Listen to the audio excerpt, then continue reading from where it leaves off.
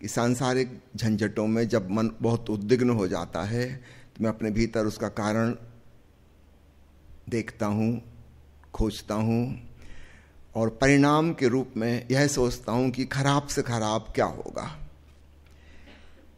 ऐसा विचार करके एक स्वतः स्वीकार भाव घटित हो जाता है कि अब जो भी होगा सहने के लिए तैयार हूँ। तत्काल भीतर शांति आ जाती है, मन स्थिर हो जाता है। कृपया बताएं कि इस विधि के साथ क्या दृष्टा भाव जोड़ना है, साक्षी तक कैसे पहुँचें। यह विधि अपने आप में पर्याप्त है। एक है साक्षी दृष्टा की साधना, दूसरी है श्रद्धा समर्पण की तथाता की साधना। अगर आप बुरे से बुरा जो हो सकता है उसको सहने के लिए राजी हो गए हैं, आप तथाता भाव में आ गए, स्वीकार भाव आ गया और मन शांत हो गया।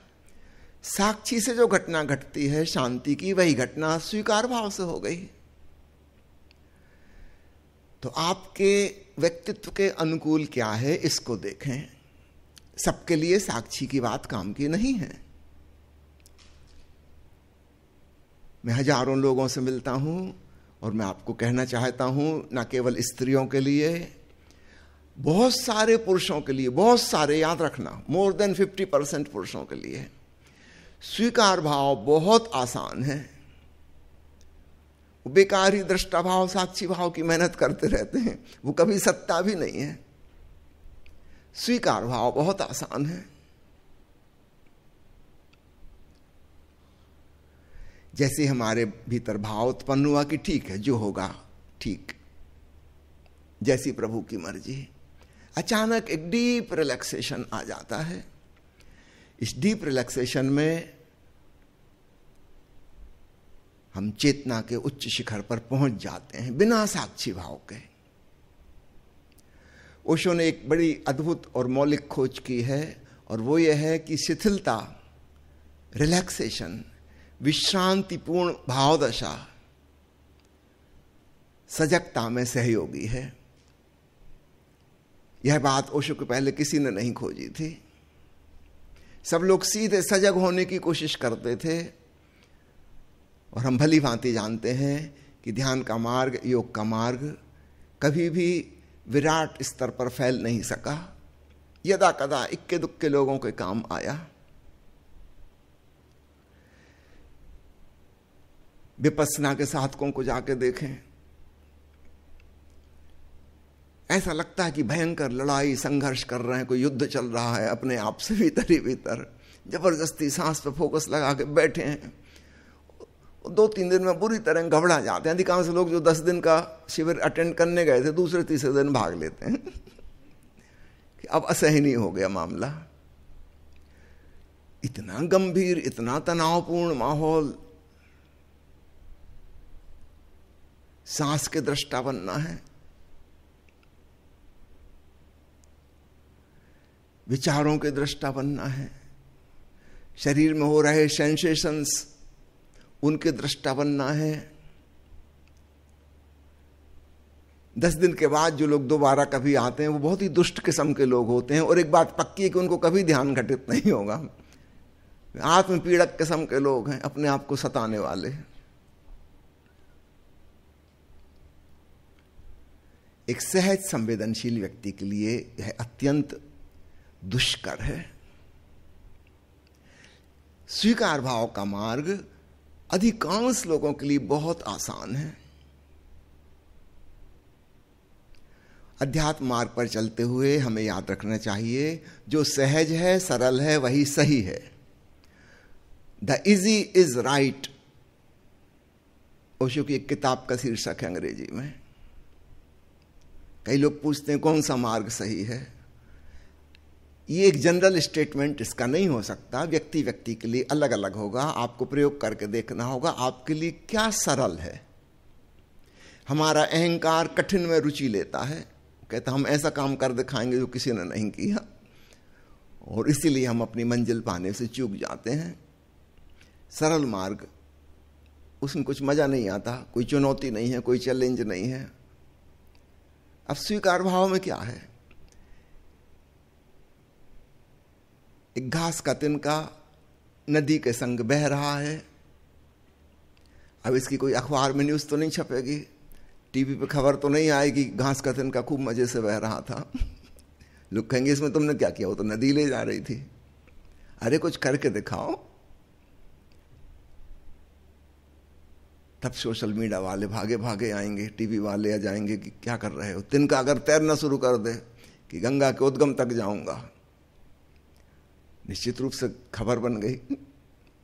Good news is no news, अंग्रेजी में कहावत है।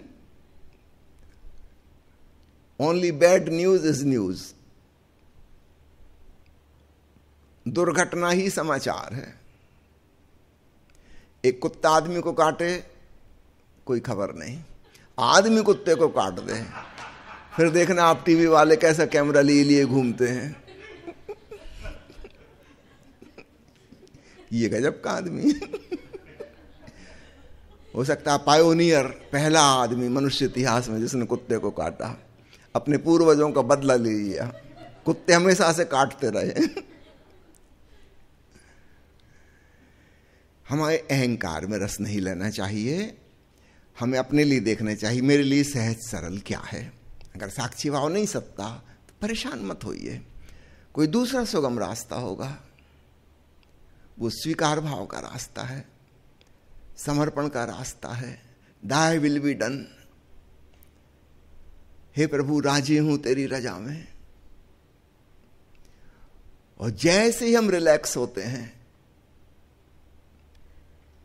हम उसी अवस्था में पहुंच गए निष्क्रियता की, जो हमने चर्चा की थी। झेन साधु पहाड़ पे खड़ा,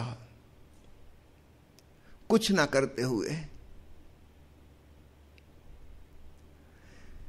जब तिनके ने स्वीकार कर लिया कि मुझे लड़ना नहीं है, तैरना नहीं है, अब कुछ करने को बचा ही नहीं, अब तो मजे से एंजॉय करना है, बहना है।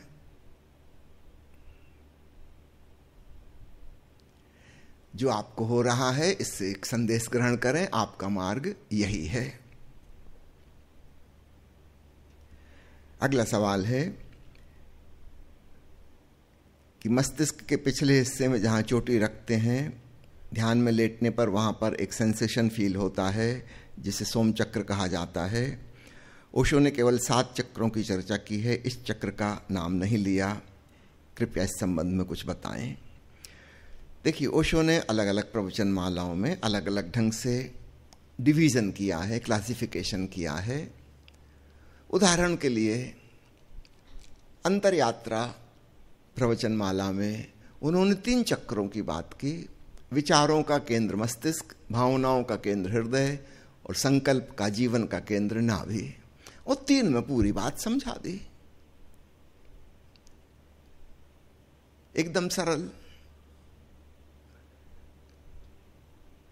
दूसरी प्रवचन माला है शांति की खोज, बाद में जिसका नाम चेंज कर दिया है तृषा गई एक बूंद से। उसमें आप देखेंगे ओशो 5 चक्रों का ध्यान करा रहे हैं। 5 में भी पूरी बात समझ में आ गई। तीसरी प्रवचन माला जिन खोजा तिन पाइया, जिसमें 7 चक्रों की बात कह रहे हैं। 7 के द्वारा भी समझा दिया, और सब डिवीजन होगा बीच बीच के। अंग्रेजी के एक प्रवचन माला में उन्होंने कहा कि अगर तुम्हें 7 बहुत ज्यादा लगते हैं तो 4 पर्याप्त हैं। और 4 के द्वारा भी उन्होंने पूरी यात्रा समझा दी। उसमें उन्होंने सहस्त्रार को भी छोड़ दिया। कुछ लोगों ने, जिन्होंने ज्यादा डिवीजन किए और गहराई से क्लासिफाई किया, उन्होंने 8 चक्रों की बात की, 10 चक्रों की भी बात की नहीं संतों ने की। उसमें फिर सोम चक्र आ जाता है। उसको हम सहस्त्रार का पिछला हिस्सा भी कह सकते हैं। अगर सहस्त्रार में उसको काउंट करें तो भी बात बन जाती है। तो नामकरण पर मत जाइए, क्लासिफिकेशन पर नहीं जाइए। अब यहाँ इतने सारे लोग बैठे हैं और बाहर कोई आपसे पूछे कि बताइए कितने प्रकार के लोग थे, कोई कह सकता बस एक ही प्रकार के थे, सब ओशो प्रेमी थे, साधक किस्म के थे, उसकी बात ठीक है। कोई कह सकता नहीं 2 प्रकार के थे, साधक और साधिकाएं, उसकी बात भी ठीक है, स्त्री पुरुष दो का खंड कर दिया, कोई कहेगा नहीं। हम और क्लासिफाई करते हैं, पुरुषों में दो प्रकार के थे, दाढ़ी मूछ वाले, बिना दाढ़ी मूछ वाले, और स्त्रियों में दो प्रकार की थी, गाउन वाली और बिना गाउन वाली। ठीक है, चार प्रकार के हो गए, और बांट सकते हैं।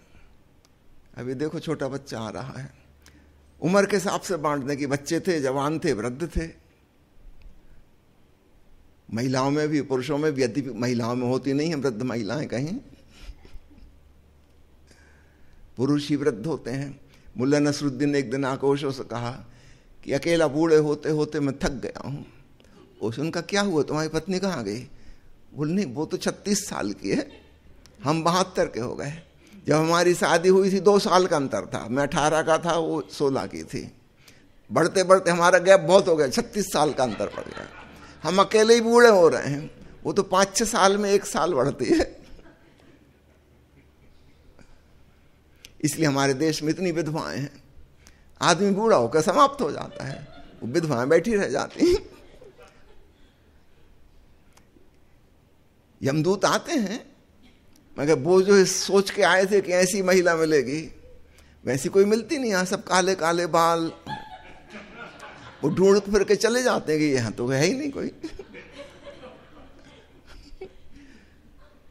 ब्यूटी पार्लर से सच के निकल आ रही हैं।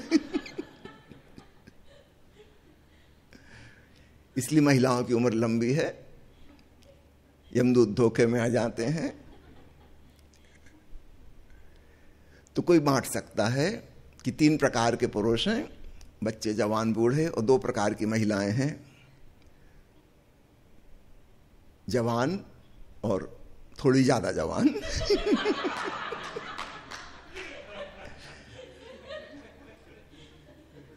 कोई जाति के हिसाब से बांट सकता है, कोई लंबाई के हिसाब से बांट सकता है। एक संतोष स्वामी है,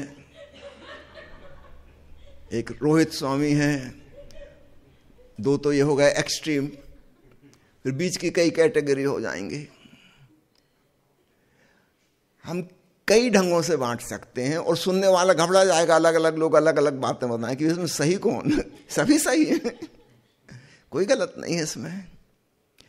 इस बात का ख्याल रखिएगा, क्लासिफिकेशन किसी खास बुनियाद को ख्याल में रख के किया जाता है, किसी खास उद्देश्य से समझाने के लिए किया जाता है।